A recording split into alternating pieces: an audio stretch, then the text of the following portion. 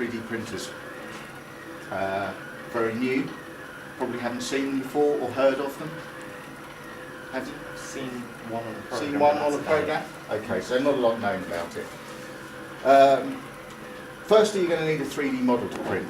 I get this from a site called Thingiverse. If you want to get a bit nearer, you can have a look.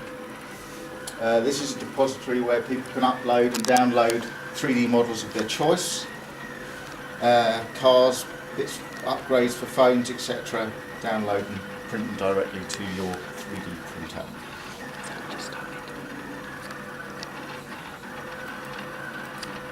Other sites like GrabCAD, very technical models. They've got full models of cars, engines.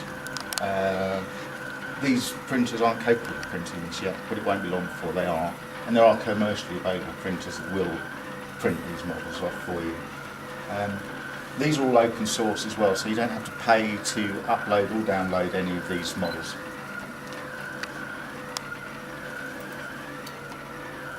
So we're getting into 3D modelling. This is, instead of downloading one, you're going to be drawing one for yourself. So I don't know how familiar you are with 3D modelling. So you know, you've got packages like SolidWorks and Rhino, excellent packages, very expensive. There's also open source stuff. SketchUp, Google SketchUp. I don't know if you've all heard of that. That's what we use. And also there's OpenSCAD, and I don't know if you've seen that. That's more about code for 3D modelling. So you're actually writing the script for it, and you're manipulating, seeing the script here, and changing the 3D model itself. So I use AutoCAD because I can afford to use it, because I use it for part of my work, and I'm a carpenter and joiner. I've written Uplands Community College there in 3D. And I've changed the font, drawn a little box, extruded the box, extruded the writing, combined the two together, and then I've exported it as an STL file. Now the STL file is stereolithography, and this is the by way where a 3D model is triangularized. If you notice here, everything's made up of tiny little triangles. Now that's a mesh model. So you have to, once you've built a model, you have to make it into a mesh, and that's an STL file format. And that's what you would be downloading as well from the internet. You wouldn't necessarily be downloading a model to convert. You would probably end up with something like that. Then we have to take it to a little program called Slicer. There's various different options on Slicer. This is how the model is made up in its different layers. As you see, it's going round. This split the model into hundreds, possibly thousands of different layers. And in here we've got different print settings, filament settings, and printer settings. At the moment, this doesn't have any 3D visualization, this piece of software. This is all being designed open source by the community of people like myself which are building and developing these machines. But this is, if you have a look in here, this is what the G-code looks like when it's produced through Slicer. And you can see the little lines that it's drawing here in the layers. And we're back to the MakerBot. So what I'm going to try and do now is hook this machine up and have a go at printing that out. And then while it's printing it out, you can fire as many questions at me as you like. Okay, so if you want to have a fiddle around with all of these sort of things first, and I'll get this one hooked up. Unless you're interested, you can watch.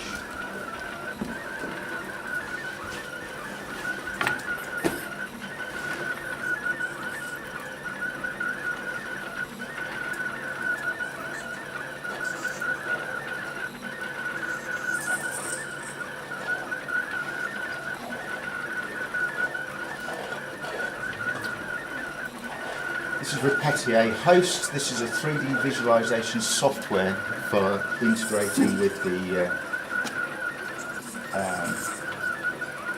and hopefully it's going to connect without too much of a problem. And yes, we are connected to the machine via the computer. And now I'm going to load that G-code that you saw being made from the mesh. Now I've taken off the community college, and I'll tell you why in a minute. I've made it just into uplands like this, yeah? And I'll show you why I've took that off. But this is the G-code, and we can zoom in here and have a look at all of the little lines that it's going to be printing.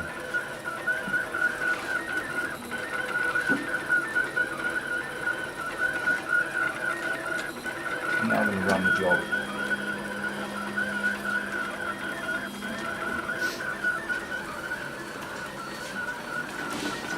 I'll take that part to heat up.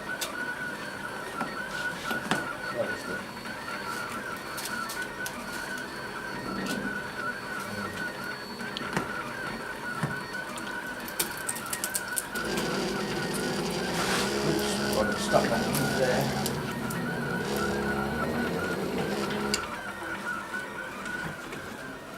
Okay. That there's an optical end stop switch. That got bent whilst it was in my van. It didn't go to its end.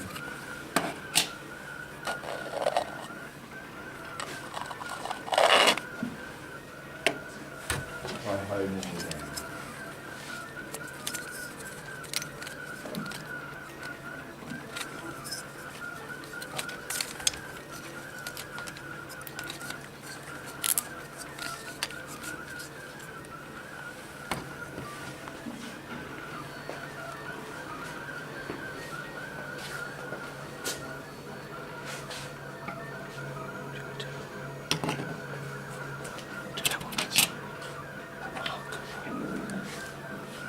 That times.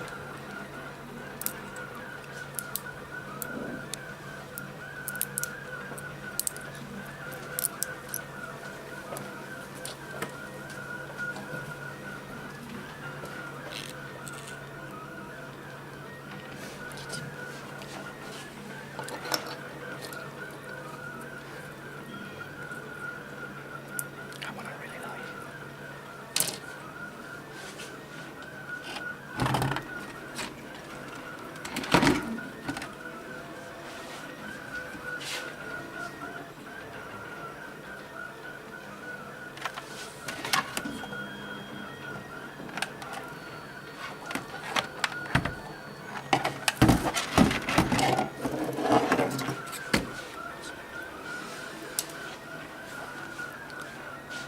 It's actually supposed to be far away.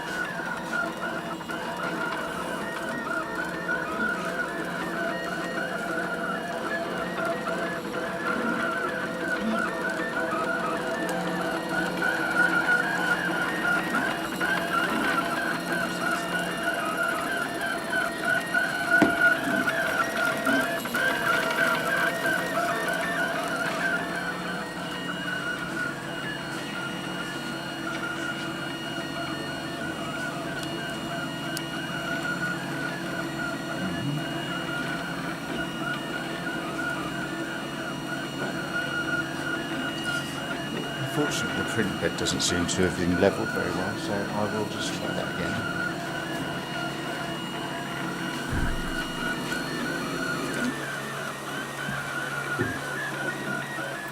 How long does one of these spools last? Or obviously it's how it's a piece of string. Yeah, however long you use it for, Yeah. really. It's